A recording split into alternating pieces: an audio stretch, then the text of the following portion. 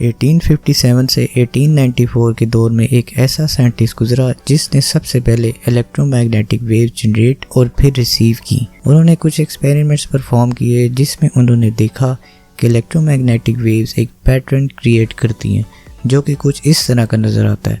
इस पैटर्न को एक फेमस साइंटिस्ट हेनरिक हर्ट्ज ने डिस्कवर किया और हर्ट्ज से आपको अंदाज़ा हो गया होगा कि हर्ट्ज एक फ्रीक्वेंसी का यूनिट होता है और उस फ्रीक्वेंसी को आज हम देखेंगे कि ये क्या है और इसका इलेक्ट्रिसिटी और सिग्नल सिस्टम में क्या इंपॉर्टेंट रोल है। अस्सलाम वालेकुम, I am your host engineer Mohammad Arfa Asif.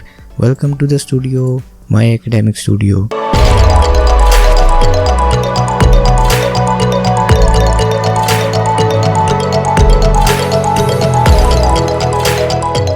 Electricity में डिफरेंट फेजेस होते हैं। हर फेज़ में सिग्नल्स जा रहे होते हैं। सिग्नल्स क्या हैं? एक वेव फॉर्म या फिर एक कंप्लीट वेव। वेव फॉर्म को अगर देखा जाए तो इसमें दो पीक्स होती हैं। एक पीक हाई होती है और एक पीक लो। सिग्नल में इन दो पीक्स को क्रस्ट और ट्रफ का नाम दिया जाता है। इस वेव फॉर्म में टॉप वेव या जो मैक्सिमम पॉइंट है इसको हम क्रस्ट कहते हैं और नीचे वाला लोएस्ट पॉइंट है इसको ट्रफ कहते हैं। अगर इस सिग्नल में एक और वेव फॉर्म ऐड कर दें तो अब इस वेव फॉर्म में टोटल दो क्रस्ट हो गए और दो ट्रफ्स हो गए हैं। इन दो क्रस्ट के दरमियान जो डिस्टेंस होगा उसको हम कहते हैं wavelength. The distance between two successive crest और trough of a wave form, this is called wavelength. Wave form को सामने रखते हुए अगर आप इन क्रस्ट की पीक पर नोट करेंगे तो इस पीक की हाइट हमें इसका एम्पलीट्यूड बताती है, यानी ज़ीरो से लेके टॉप क्रस्ट या बॉटम ट्रफ में जो डिस्टेंस सिग्नल में कवर होगा इसको हम एम्पलीट्यूड का नाम देते हैं और the highest peak obtained by the signal is known as amplitude. अब अगर इस सिग्नल को देखें तो एक क्रस्ट और एक ट्रफ दोनों मिलके एक वेव साइकिल क्रिएट करते हैं। ये एक वेव साइकिल है। अगर इसमें दो और वेव साइकिल्स ऐड कर दिए जाएं तो टोटल 3 वेव साइकिल्स बन जाएंगे। अब अगर वन वेव अपनी साइकिल 1 सेकंड में कंप्लीट करती है तो हम कहेंगे इसका टाइम पीरियड 1 सेकंड है।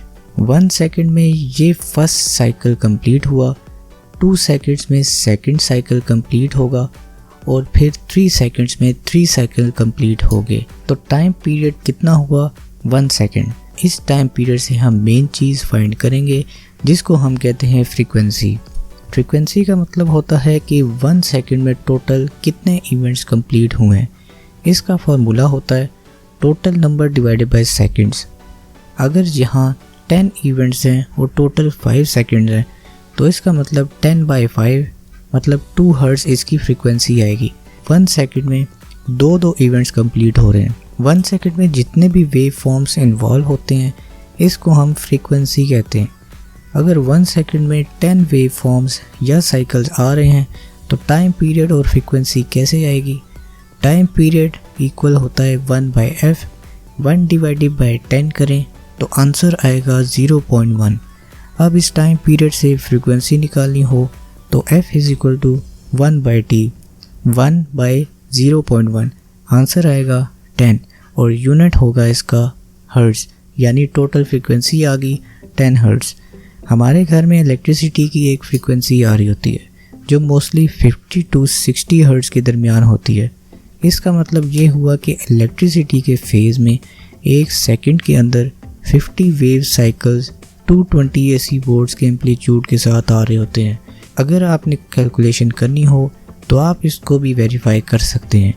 t is equal to 1/f, t is equal to 1/f is equal to 50 hertz which will be equal to 0.02।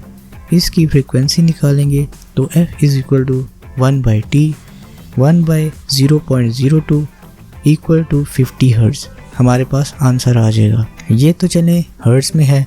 Space में जब कम्युनिकेशन की जाती है तो गीगाहर्ट्ज की फ्रीक्वेंसी के साथ की जाती है क्योंकि उसमें लॉन्ग डिस्टेंस कम्युनिकेशन का यूज़ किया जाता है जिसके अंदर बहुत सारे वेव साइकिल्स 1 सेकंड में ट्रैवल कर रहे होते हैं ताकि उनमें ज़्यादा से ज़्यादा डाटा इकट्ठा ट्रांसमिट करवा के और रिसीव भी करवाया जा सके। इन फ्रीक्वेंसीज़ को उन्होंने बैंड्स की फॉर्म में डिवाइड किया होता है, जैसे एस बैंड रेडार कम्युनिकेशन के लिए यूज़ होता है, सी बैंड सैटेलाइट कम्युनिकेशन के लिए और एल बैंड GPS सिस्टम के लिए यूज़ होता है। इन सब की समरी आपको इस टेबल में भी शो हो जाएगी। अगर आप इंटरेस्टेड हो तो इस टेबल को भी आप वीडियो पॉज करके पढ़ सकते हैं। फ्रीक्वेंसी टेलीकम्युनिकेशन में बहुत इंपॉर्टेंट रोल प्ले करती हैं। एक वायरलेस नेटवर्क यानी वाईफाई राउटर से आपके मोबाइल फ़ोन तक रेडियो वेव्स सेंड करता है और उनकी एक फ्रीक्वेंसी होती है जो 2.4 गीगाहर्ट्ज़ से लेके 5 गीगाहर्ट्ज़ के दरमियान होती है। आप हॉस्पिटल्स में एक्सरे करवाने जाते हैं, वो मशीन 30 पेटाहर्ट्ज़ की रेंज में ऑपरेट हो रही होती है। तो I hope you enjoyed this video. I request अगर आप इस चैनल पर न्यू हैं तो don't forget to like, comment, share and subscribe. Take care of yourself. फी अमान अल्लाह। Good bye.